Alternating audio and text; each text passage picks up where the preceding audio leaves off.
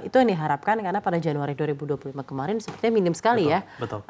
Januari efek malah cenderung terkoreksi ya trennya pada kuartal 1 2025 Betul. kemarin ya.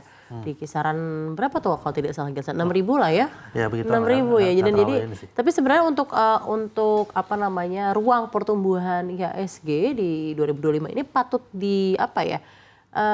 disyukuri. Betul, sangat ya, bersyukur. karena ketika kita memulai Q1 2025 ekspektasi beragam manajer investasi itu palingan kira-kira IHSG finish di kisaran 7.600, 7.700 lah gitu ya resisten tertingginya. Sekarang ya who would have thought gitu ya.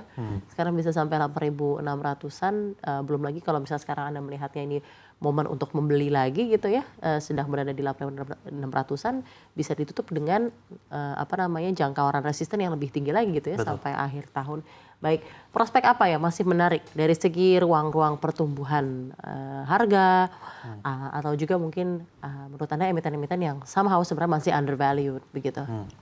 Kalau misalnya kita ngomongin dari segi makro, karena kalau misalnya kita lihat selama 1 tahun ini hedge fund yang paling perform itu adalah hedge fund makro. Kita lihat bahwa Bridgewater yang punya Ray Dalio itu dia paling tinggi dari segi returnnya. Dan kita perlu ngeliat bahwa sekarang ini kan dolar itu udah lumayan ditinggalin nih sama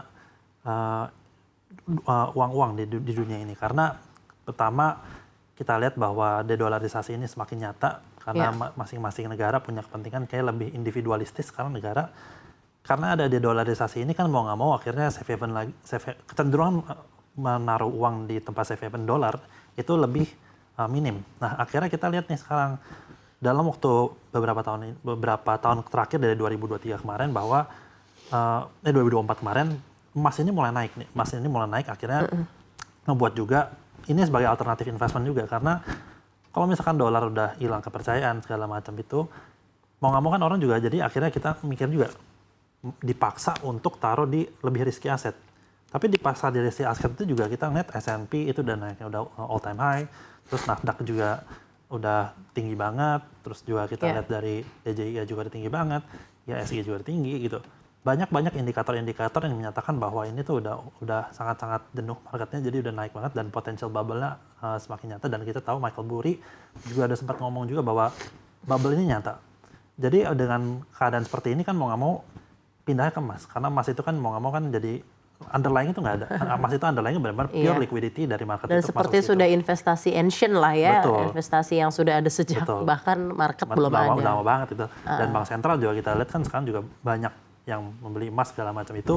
Bahkan kemarin Rusia aja udah naik, aku lupa berapa gitu, teman udah sampai top 4 sekarang dari beberapa bulan kemarin udah naiknya cukup tinggi lah.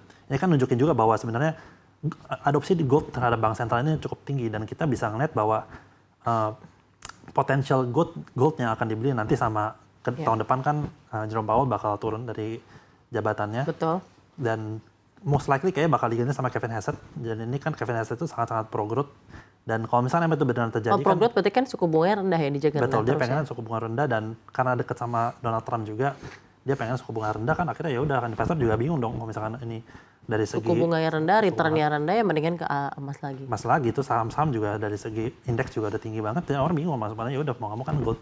Dan ini kemungkinan besar dengan ada tambahan rumor ini yang terjadi di mana Kevin Hassett bakal kena, ini kan juga jadi orang bingung dan akhirnya masuk gold. Dan kita perlu tahu bahwa emiten gold ini banyak di Indonesia dan potensial untuk dapat profit lebih tinggi lagi karena kenaikan gold ini walaupun dengan operation yang sama lebih tinggi, jadi kan lebih bagus. Jadi akhirnya ini bakal menopang laba dan akhirnya nanti price-nya juga bakal lebih tinggi. Nah berarti mengenai hal ini ekspektasi mengenai pengganti Jerome Powell yang habis masa tugasnya di Mei 2026 ini kira-kira pengaruhnya apa ke pasar keuangan emerging market seperti Indonesia? Kalau misalkan ke emerging market kita perlu ingat bahwa kali ini karena ada menteri yang pro growth, ini harusnya memberikan impact positif karena kalau misalnya kita lihat di tahun-tahun sebelumnya di mana the Fed juga ada QE segala macam itu kan emang IHSG kemarin naik segala macam karena ada COVID juga kebetulan itu, tapi kebetulan dari tim research kita belum menghitung kurang lebih berapa sih tambahan dari setelah COVID itu karena COVID kan kemarin juga jebol terus abis itu ada sempat rebound dan ditopang lagi sama quantitative easing dari the Fed. Cuman kita the Fed tuh pada saat itu ada di mana anomali Bitcoin itu sangat-sangat terkenal. Jadi market crypto itu sangat-sangat tinggi waktu itu popularitasnya di kalangan retail. Dan sekarang kalau misalnya kita lihat di Indonesia ini yang kemarin fokusnya di market crypto segala macam, mulai condong shifting nih ke market di equity.